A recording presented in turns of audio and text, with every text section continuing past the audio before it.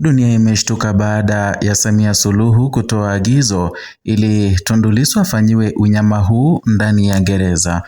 Ujambo na karibu kwa taarifa zetu za TanzaPulse, na ikiwa ni siku yako ya kwanza hapa, tafadhali kumbuka kusubscribe.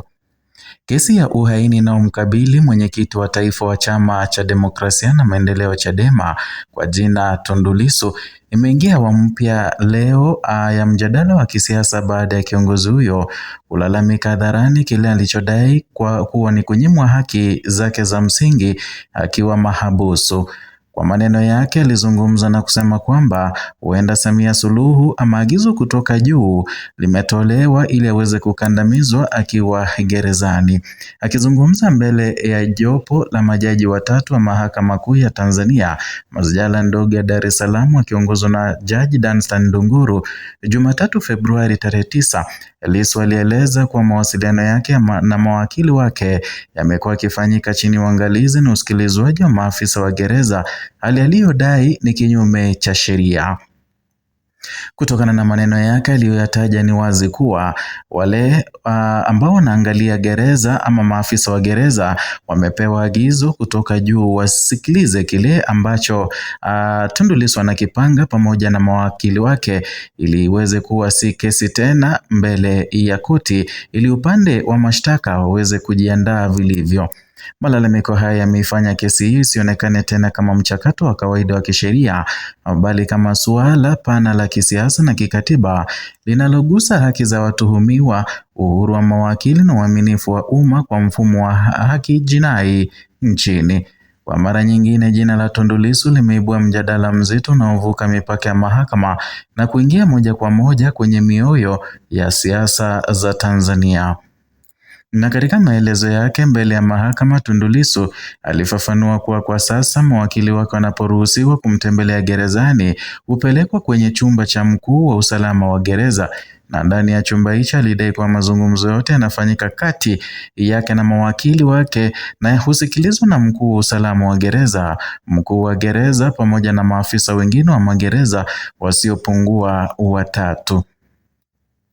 Kwa mujibu wa Lissu, hali hiyo inakiuka moja kwa moja kanuni ya 13 ya kanuni za uendeshaji wa magereza, tangazo la serikali nambari 60 la mwaka 1987 inayotamka wazi kuwa mfungwa au mahabusu ana haki ya kuwasiliana na wakili wake au mshauri wa kisheria bila kusikilizwa na maafisa wa magereza. Alisisitiza kuwa sheria inaruhusu maafisa wa magereza kumwona mfungwa au mahabusu wakati wa mazungumzo hayo, lakini hairuhusu kusikiliza mawasiliano ya kisheria. Hoja hii imeweka mahakama katika nafasi nyeti ya kuamua iwapo haki za msingi za mtuhumiwa katika kesi ya uhaini zimekuwa zikilindwa ipasavyo au la. Na Lissu alieleza mahakama kuwa tatizo hilo si jipya, na kwa mujibu wa maelezo yake liliibuka tangu awali kesi hiyo ilipokuwa katika mahakama ya hakimu mkazi Kisutu kama mahakama ya ukabidhi. Wakati huo, baada ya kulifikisha suala hilo mahakamani, hatua zilichukuliwa na tatizo hilo likatatuliwa. Kwa hivyo, kwa mujibu wa Lissu, hali hiyo ilirejea tena Novemba tarehe 12 mwaka 2025 mara baada ya kesi kuahirishwa na Mahakama Kuu, na tangu wakati huo alidai kuwa amekosa kabisa fursa ya kuwasiliana kwa faragha na wanasheria wake, na alifafanua kuwa hadi kufika Februari tarehe 9 mwaka 2026 zilikuwa zimepita takriban siku 88 bila yeye kuweza kufanya mawasiliano ya kisheria na timu yake ya ulinzi. Na kwa mtazamo wa wachambuzi wa sheria na siasa, hoja hii ina uzito mkubwa kwa kuwa inagusa moja kwa moja misingi mikuu ya haki ya kupata uwakilishi wa kisheria ulio huru na usioingiliwa.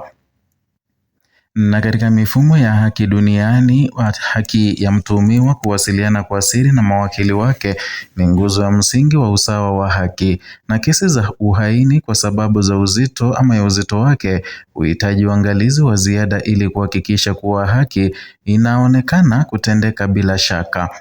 Na kwa Tanzania, kesi ya Lissu imekuwa ikifuatiliwa kwa karibu kwa sababu anahudumu kama kiongozi wa chama kikuu cha upinzani, na hivyo kila hatua ya kesi hii huchukuliwa kama kipimo cha uhuru wa mfumo wa haki dhidi ya shinikizo la kisiasa.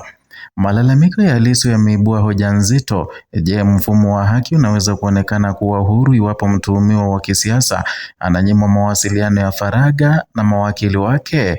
Na iwapo hali hiyo itaachwa iendelee, athari zake kwa imani ya umma zitakuwa zipi? Ndani ya Chadema, kesi ya Lissu imekuwa kitovu cha mshikamano wa kisiasa, na chama hicho kimekuwa kikimtambua Lissu kama alama ya mapambano ya kudai utawala wa sheria, haki za binadamu na mageuzi ya kikatiba. Kauli ya malalamiko yake mahakamani yanatazamwa na wafuasi kama uthibitisho wa madai ya muda mrefu wa upinzani kwamba vyombo vya dola hutumiwa kisiasa dhidi ya viongozi wao.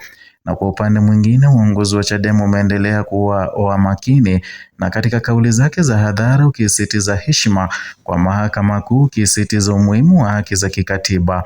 Ukimya wa tahadhari wa chama katika nyakati fulani umeelezwa na wachambuzi kama mkakati wa kuepuka hatua zitakazoweza kutafsiriwa kama kuingia mchakato wa kisheria. Na serikali kupitia vyombo vyake haijatoa tamko la kina kuhusu malalamiko haya ya moja kwa moja ya Lissu. Ukimya huu umeibua tafsiri tofauti kisiasa. Kwa baadhi ya wadau ni ishara ya kuheshimu uhuru wa mahakama na taratibu za kisheria. Kwa wengine ni dalili ya kutojali hisia za umma, na katika kesi nyeti inayohusisha kiongozi mkubwa wa upinzani. Na katika historia ya siasa za Tanzania, ukimya wa dola katika nyakati kama hizi mara nyingi umechangia kuenea kwa simulizi mbadala mitandaoni, na ni jambo linaloweza kuathiri taswira ya taasisi za haki hata kabla ya mahakama kutoa uamuzi wowote. Na kesi ya Lissu ina athari kubwa kwa imani ya umma kwa mfumo wa haki na mchakato wa kidemokrasia, na kwa wananchi wengi haki haipaswi tu kutendeka bali pia ionekane wazi kuwa inatendeka.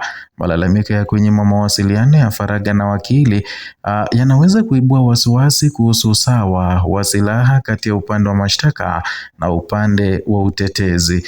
Na kwa mazingira ya kisiasa yanayozidi kuwa na ushindani, kesi kama hizi zinaweza kuchochea hisia za kudhulumiwa miongoni mwa wafuasi wa upinzani, huku zikizua taharuki kuhusu mustakabali wa uchaguzi huru na wa haki.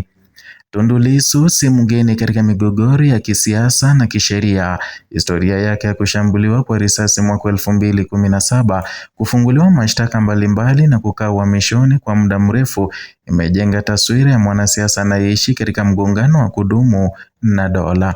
Kwa Tanzania, kesi za viongozi wa upinzani zimekuwa zikichukua nafasi muhimu katika historia ya kisiasa, na mara nyingi zimegeuka kuwa alama za vipindi fulani vya uhusiano kati ya serikali na wapinzani.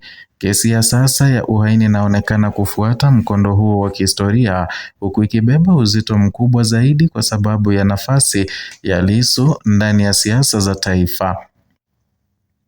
Wito wa Lissu kwa majaji kuchukua hatua unaweka mahakama katika nafasi muhimu ya kuamua mustakabali wa mjadala huu.